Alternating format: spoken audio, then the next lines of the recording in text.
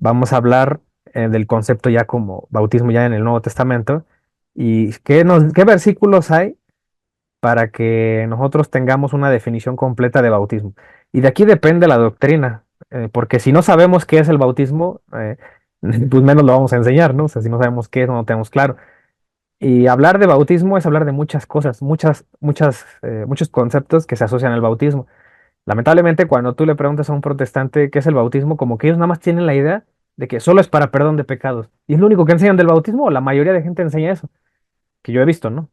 Y he visto muchas prédicas donde dicen los pastores, no, es que el bautismo, que para perdón de pecados, y eso está bien. El problema es que eso es una media, ¿verdad?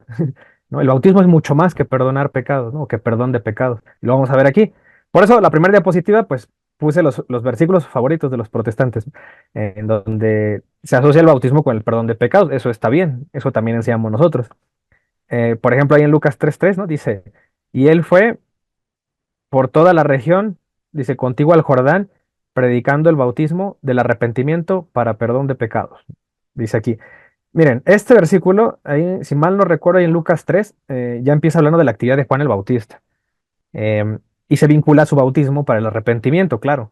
Eso no significa que porque el bautismo de Juan sea diferente al de Cristo, significa que no tengan nada en común. Claro que sí, tienen algo en común, pero la doctrina de Cristo es más completa, más amplia.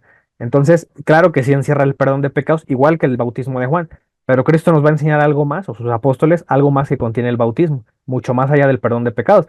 Por ejemplo, otro versículo donde vemos también esta clara definición o clara vinculación del bautismo al perdón de pecados es en Hechos 2:38, que es de los favoritos, ¿no? Los protestantes que dice, yo creo que es el versículo más citado por ellos, dice, Pedro les dijo, arrepentíos y bautícense, cada uno de vosotros en el nombre de Jesucristo para perdón de los pecados. Y ahí es donde el protestante dice, para eso es el bautismo, y está bien. El problema es que el resto de la Biblia también es palabra de Dios, el problema para ellos, ¿no? Entonces, si hay otras definiciones de bautismo que toma Pablo, por ejemplo, en Gálatas, en Romanos, donde se asocia el bautismo a otras cosas, significa que la definición de bautismo es más amplia. No nos tenemos que quedar que como aquí Pedro dijo que es para perdón de pecados, entonces significa que solo es para eso. Porque si no, Pedro tuvo que haber dicho todas las demás definiciones en ese versículo. No, es que así no se maneja, la Biblia no es un tratado teológico, un instructivo de cómo bautizar, cómo hacer iglesias, no, o sea, no viene pensada así. La Biblia es solamente un testimonio, ¿no? Que cuentan los apóstoles y en ese momento, en la circunstancia, Pedro les dijo eso, pero no significa que solamente es para eso y lo vamos a ver en los demás versículos. Por ejemplo, otro muy claro es cuando reclutan a Pablo en Hechos, en el libro de los Hechos, ahí en el capítulo 22, eh, ahí sí recuerdan cuando está con Ananías y está todavía ciego, ven que se cayó ciego de su caballo y todo, esta cuestión. Entonces, cuando le aplica el bautismo a Pablo, le dice esto, Ananías, ahora pues, ¿por qué te detienes? Lávate y bautízate y lava tus pecados, ¿no? Invocando su nombre. Entonces aquí está otro versículo que vincula, o estos tres, el bautismo con el perdón de pecados. Miren, hay otro, esto normalmente un protestante no lo va a ver, porque como están encerrados ellos en la Biblia y no estudian la historia, la mayoría de ellos no saben esto. Pero, por ejemplo, el bautismo también se le conoce como rito de iluminación, o cuando menos en la iglesia primitiva así se le llamaba.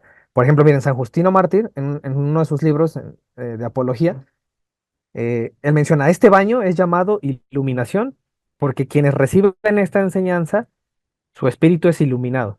Habla del baño del bautismo, ¿no? Entonces, San Justino, como ya lo saben, pues él tuvo contacto con San Ireneo de Lyon. Estos a la su vez tuvieron contacto con Policarpo de Esmirna, que fue discípulo de Juan. O sea, apenitas, o sea, es de los primeros cristianos, de las primeras generaciones que surgieron de los apóstoles.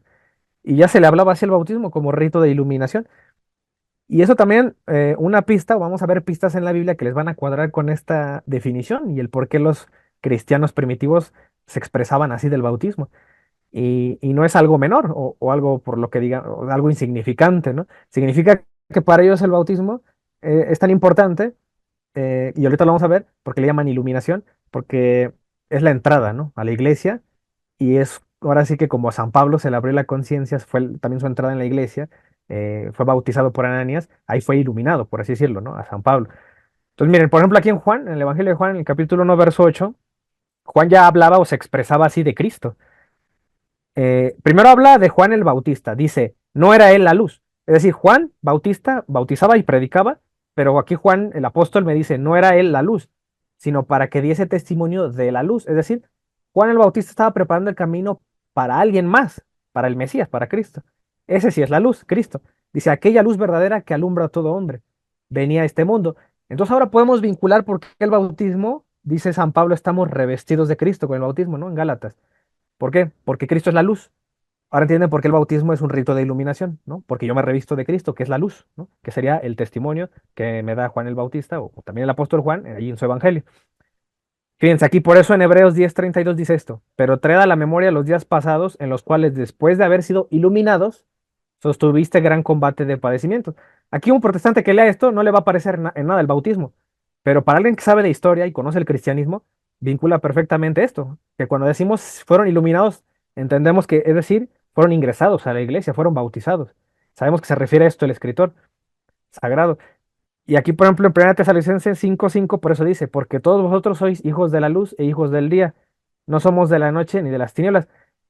Yo les hago esta insistencia de mencionar la luz o la iluminación con el bautismo, porque quiero que se den cuenta que para uno, cuando es cristiano, es importante el bautismo. Es decir, no puedo decir soy cristiano, pero el bautismo lo dejo para después o no me lo aplico todavía. Y ustedes van a ver que el protestante siempre va a inclinar la balanza en decir, no, tiene que confesar a Cristo. Y el bautismo después lo hacemos o no importa, ¿no? Primero que confiesa a Cristo, es decir, como que ellos inclinan la balanza de que la entrada a Cristo o la llegada a Cristo es cuando tú haces la confesión, ¿no? De que lo aceptas como tu Señor y Salvador. Y eso no está mal, está bien. Pero aquí la iglesia primitiva no se manejaba así. Para la iglesia primitiva era importante el bautismo y esa era tu entrada.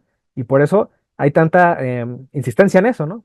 Dice aquí, porque en otro tiempo erais tinieblas, mas ahora sois luz en el Señor, andad como hijos de luz, en Efesios 5:8. Aquí es más claro, ¿no? En Hebreos 6:2, este versículo se los leí cuando les hablé de sacramento de la confirmación. Dice, de la doctrina de bautismos, de la imposición de manos, y es llamativo porque enlaza estas dos cosas, porque así era el ritual de iniciación cristiana, o así es. Es un bautismo y después una imposición de manos, es decir, lo que conocemos ahorita como bautismo y confirmación, la imposición de manos, ¿no? Dice de la resurrección de los muertos y del juicio eterno. Y esto, hermanos, si Dios en verdad lo permite, porque es imposible que los que una vez fueron iluminados, ¿no? Es decir, fueron ingresados, o fueron bautizados, lo podemos entender así, y gustaron del don celestial y fueron hechos partícipes del Espíritu Santo. Y aquí dense cuenta cómo vincula la iluminación con el Espíritu Santo, que es lo que siempre les digo, ¿no? El bautismo con el Espíritu Santo, el bautismo con el agua.